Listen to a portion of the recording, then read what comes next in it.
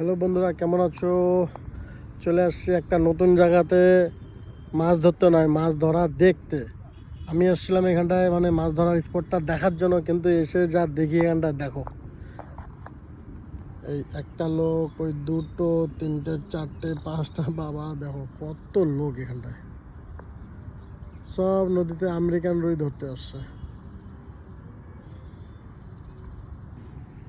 দেখেছো কতগুলো লোক। তোমাদেরকে একটু কাছের থেকে দেখাই।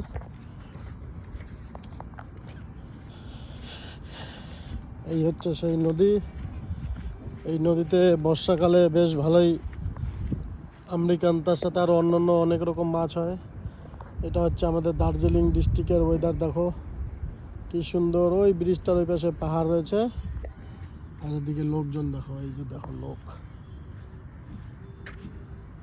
ঠিক আছে, কত লোক, লোকের লোক। সঙ্গে থেকো, টাটা।